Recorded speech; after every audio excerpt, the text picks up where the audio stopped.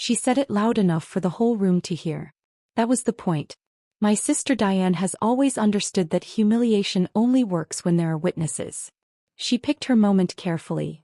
The crowded entryway of my mother's 65th birthday party, 23 relatives arranged in a space too small for secrets. And she looked at me in my simple black dress and said it like she was correcting a mistake. She's just a maid. Why is she using the front door? Laughter. Soft, uncomfortable, the kind people produce when they don't know what else to do. My aunt turned away. My cousin refilled her glass. My mother said nothing. Before we continue, please subscribe to the channel and let us know in the comments where you are listening from. My name is Sofia Reyes. I am 33 years old. And for the first 7 years I worked in this country, I cleaned houses for a living. I'm not ashamed of that. I learned more about people in those 7 years than most learn in a lifetime. What they hide in their closets, what they leave on their nightstands, what their homes look like when they stop performing.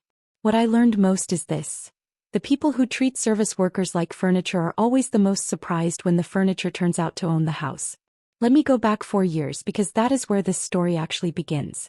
I was cleaning a penthouse apartment on the 14th floor of a building I could not have afforded to visit, let alone live in. It was a Tuesday. The regular occupant was supposed to be traveling. I let myself in with the key code, started on the kitchen, and had been working for 20 minutes when the elevator opened and a man walked in carrying a laptop bag and looking like someone who had not slept in 2 days. We stared at each other. He apologized first. His flight had been cancelled. He had not thought to call the agency. He asked if I wanted coffee, which nobody had ever done before, and I said yes before I could stop myself.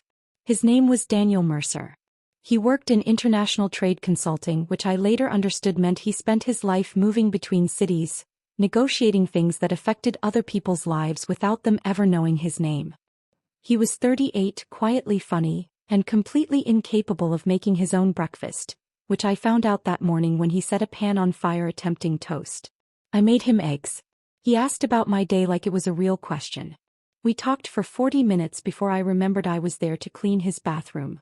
I finished the apartment. He left a tip on the counter that was larger than my weekly pay and a note that said only, "Same time next Tuesday?" I came back the following Tuesday. And the one after that. By the 3rd month I was not coming to clean. We married 18 months later in a small ceremony with 12 people. I wore cream. He forgot the rings in the car and ran back to get them while the officiant waited with extraordinary patience. It was the least elegant moment of my life and I would not change a single second of it. My family knew I had gotten married. What they did not fully understand, because I am a private person and Daniel is not a man who announces himself, was exactly who Daniel was or what that meant for my life. Diane had constructed a story about me over the years that she found useful. In her version, I was the sister who had gone abroad and ended up scrubbing floors, the cautionary tale, the one who could have done better if she had made smarter choices. She referenced my cleaning work at family gatherings the way people reference weather, casually, constantly, as though it were simply the climate I lived in. I never corrected her. Not because I was ashamed, but because I had learned that people who need you to be small will find another reason to diminish you the moment the first one disappears. I was waiting for the right moment. I did not plan for it to be my mother's birthday party. The entryway went quiet after Diane's words landed. I stood very still. I felt 23 pairs of eyes arrange themselves around the room the way people position themselves when they sense something is about to happen and cannot decide whether to watch or look away. I was deciding what to say, measuring my words the way I always do, slowly without urgency, when the front door opened behind me. Daniel had been parking the car. He had said he would be 5 minutes. It had been 4.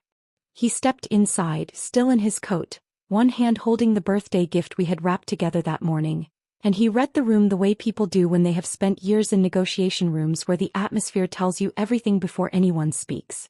His eyes moved from the crowd to me to Diane in under 2 seconds. "Is everything all right?" he said. Quietly. The way he says things when he already knows the answer. Diane turned.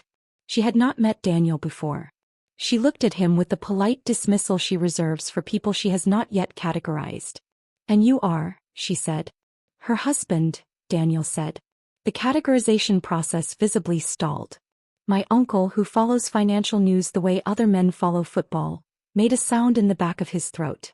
My cousin's wife leaned toward her husband and whispered something. I watched my aunt's expression move through 3 distinct phases in approximately 4 seconds. Diane's smile held. She was not a woman who abandoned positions quickly. I didn't know Sofia had remarried. Daniel said pleasantly. First marriage, actually. 3 years in April. He looked at me. Did I miss something? Diane was just noting that I used the front door, I said. A beat of silence. Daniel set the gift on the entryway table. He helped me out of my coat the way he always does, unhurried, like we had nowhere else to be. Then he turned to the room and smiled, the particular smile he uses in meetings when he has already won and is simply waiting for the other party to realize it. Sofia cleaned my apartment when we met, he said to no one specific and everyone present. Best decision I ever made, letting her in the front door. The room did not erupt. Simply exhaled. Shoulders dropped. My aunt laughed, genuine this time. My uncle moved forward to introduce himself. My mother, from across the room, met my eyes and pressed her hand to her chest. Diane said nothing. For the first time in my memory, she had nothing to say. I did not make a speech. I did not explain myself or defend my choices or list my husband's credentials like evidence. I have spent enough of my life justifying my existence to people who had already decided my worth before I opened my mouth. What I did was cross the room and hug my mother, who held on longer than usual, and whisper happy birthday into her hair. The party continued. Daniel charmed my uncle within 15 minutes, which is either a testament to his personality or to the fact that my uncle deeply respects anyone who knows what a trade deficit is. My cousin pulled me aside to apologize on Diane's behalf, which I accepted without comment. Diane left early. She said she had a headache. I did not follow her out. That night, driving home, Daniel asked if I was okay. I told him I was better than okay. He reached across and held my hand on the gearshift and did not let go until we reached our building. The building where we live on the 14th floor, in the apartment where I once came to clean and stayed because someone treated me like a person, and that turned out to matter more than anything else. I still think about those 7 years sometimes. The early mornings, the long commutes, the clients who handed me cash without making eye contact. I do not think about them with bitterness. I think about them the way you think about the road that brought you somewhere. Not the destination you planned, but the one that turned out to be exactly right. Diane called 3 weeks later. She said she had been under stress. He said family is complicated. She said she hoped there were no hard feelings. I told her there weren't. What I did not tell her is that the moment she looked at me in that entryway and decided she knew exactly who I was, she had already lost. Not because of Daniel.